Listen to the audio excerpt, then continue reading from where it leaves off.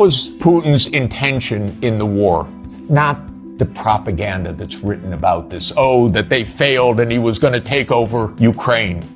The idea was to keep NATO, and what is NATO? It's the United States, off of Russia's border. No more, no less. When the Soviet Union ended in 1991, and an agreement was made that NATO will not move 1 inch eastward.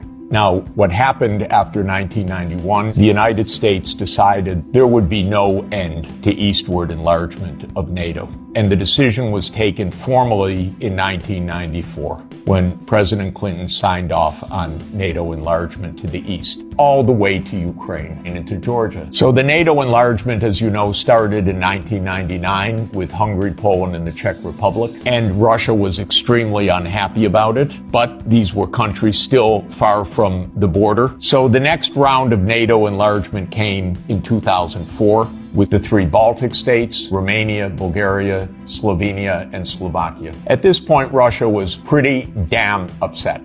So as everybody recalls, in 2007, President Putin said, stop, enough. And of course, what that meant was in 2008, the United States jammed down Europe's throat enlargement of NATO to Ukraine and to Georgia. This is right up against Russia.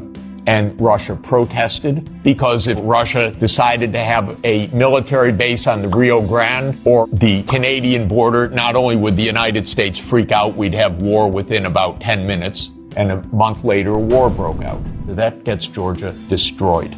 And starting in 2010, the U.S. put in Aegis missile systems in Poland and then in Romania. And Russia doesn't like that. In 2010, Viktor Yanukovych was elected on the platform of neutrality. Russia had no territorial interests or designs in Ukraine at all. What Russia was negotiating was a 25-year lease for Sevastopol naval base. That's it. Not for Crimea, not for the Donbass, nothing. In 2014, the U.S. worked actively to overthrow Yanukovych. Everybody knows the phone call by my Columbia University colleague, Victoria Nuland, and the U.S. Ambassador Peter Piot. Listen to it. It's fascinating. I don't think Cleach should go into the government. I don't think it's necessary. I don't think it's a good idea. I think Yats is the guy who's got the economic experience, the governing experience, and, fuck the EU. No, exactly. And I think we've got to do something to make...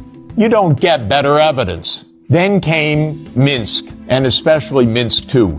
It said there should be autonomy for the Russian-speaking regions in the east of Ukraine. It was supported unanimously by the UN Security Council. The United States and Ukraine decided it was not to be enforced.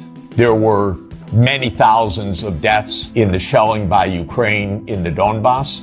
And one of the issues on the table in December 2021, January 2022, was, does the United States claim the right to put missile systems in Ukraine? And Blinken told Lavrov in January 2022, the United States reserves the right to put missile systems wherever it wants. So the war started. What was Putin's intention in the war? It was to force Zelensky to negotiate neutrality.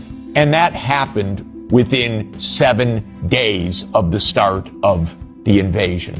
Ukraine walked away unilaterally from a near agreement. Why? Because the United States told them to. The idea was that there would be Ukraine, Romania, Bulgaria, Turkey, and Georgia that would deprive Russia of any international status by blocking the Black Sea. And the American senators, who are as nasty and cynical and corrupt as imaginable, say this is wonderful expenditure of our money because no Americans are dying. It's the pure proxy war. And since the U.S. talked the negotiators away from the table, about 1 million Ukrainians have died or been severely wounded. 抖音